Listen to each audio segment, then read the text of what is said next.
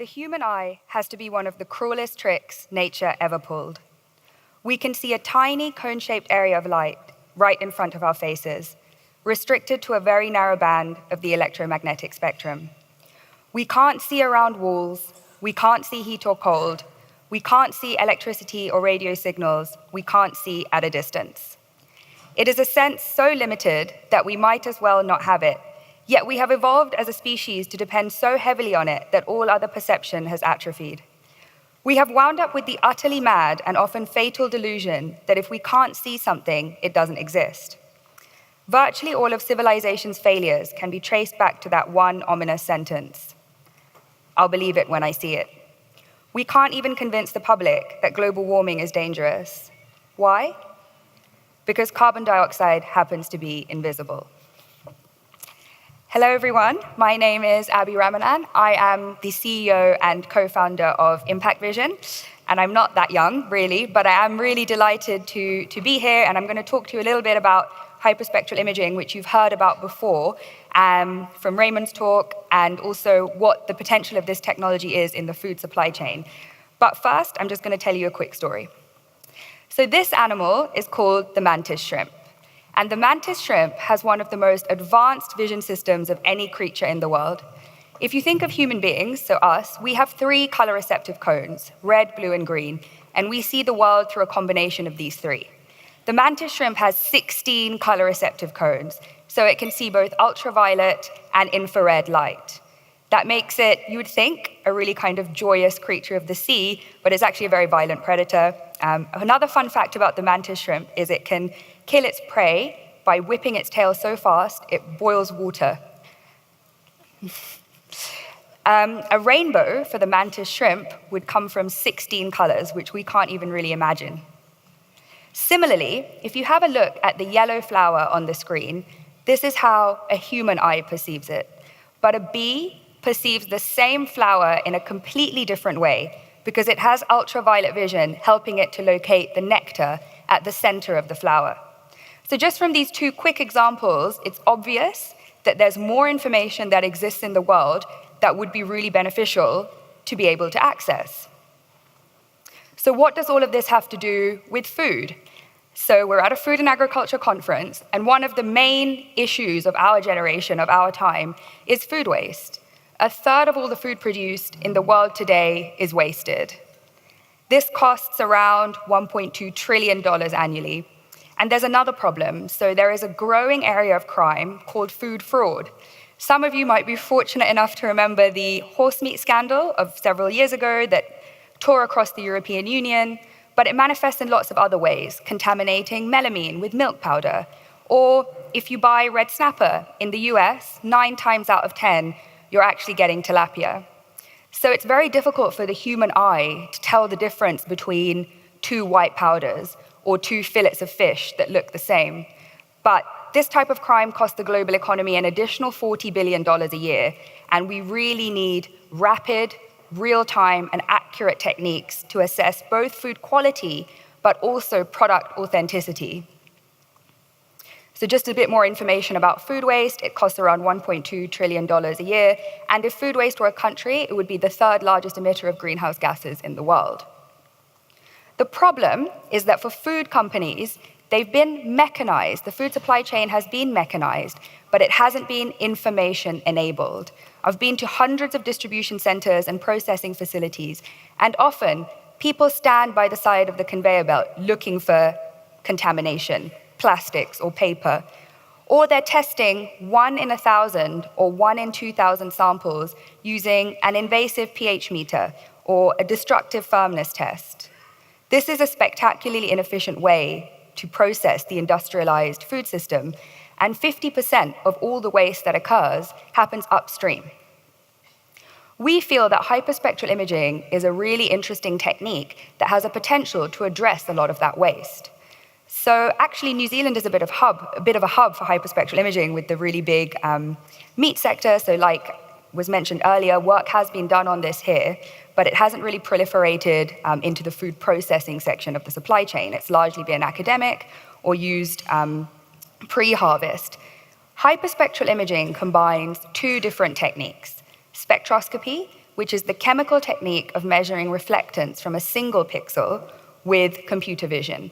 And the computer vision component is important because if you're measuring light just from a single pixel, take meat, for example. It could be a lean pixel, it could be a fat pixel, but it doesn't tell you something about the distribution across the sample. With hyperspectral imaging, by measuring reflectance across hundreds of pixels, you're able to get a much more accurate reading, and it's much more suitable for inline. So ImpactVision is a machine learning company. We're combining these two novel techniques, hyperspectral imaging and machine learning, to provide real-time, non-invasive food quality information post-harvest to really empower food companies to be more effective and predictive in how they ripen, process, distribute, and sort food. Hyperspectral imaging actually isn't a new technology. It was developed for use in space by NASA. It then took a traditional route, went to defense. It's been used in oil and gas pipeline monitoring, and I'll talk about some of the other interesting emerging use cases later. But the reason why now is because the price, the form factor have been decreasing steadily, so we now have sensors suitable for industrial uses, and the power of computation allows us to do real-time transmission of these images, which can be up to 700 megabytes in size, so that's a small movie. This is our first product. So we launched this with Mexico's largest sugar processor, and it's a product to detect contamination, specifically tiny non-magnetic contaminants. We designed our own casing, and it meets FDA approval. And as you can see, for supply chain machinery, it's fairly compact, and it's designed to be a modular system that you can bolt on to existing sorting rejection infrastructure. So I'll just talk you through an example here. You can see here avocados are being scanned on a conveyor belt, and I'll just explain why this is important. So New Zealand has a big avocado sector.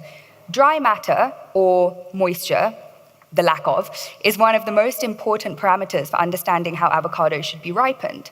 But today, you have to take an avocado, you cut it open, you put it in a laboratory oven for a couple of hours, you take it out, you weigh it again, and you perform an equation to understand the dry matter. As a result, you're testing a fraction of samples passing through the supply chain. This results in a few big problems, so checkerboarding or rejection.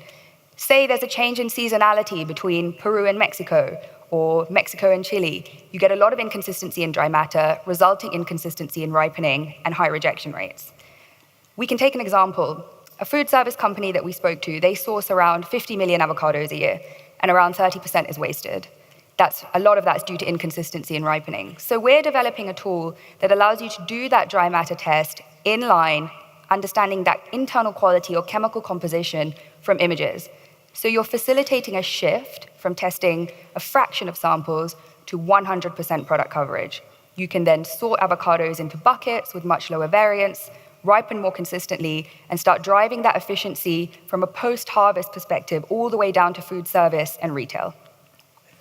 So like I mentioned, we're a post-harvest company, so we sit in the section of the supply chain that's all about improving distribution, improving processing, determining end use of product, and really optimizing activity and moving away from using those manual tests.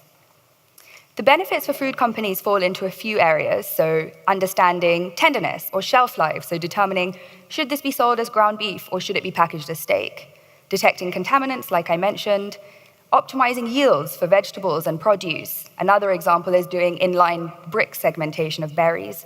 We're also working with a large meal kit delivery company.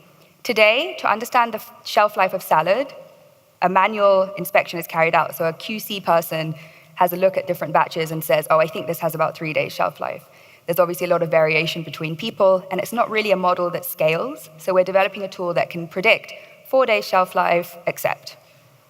And then finally, the application that I actually think is revolutionary, well, I think they're all great, but there's so many challenges in the fish industry.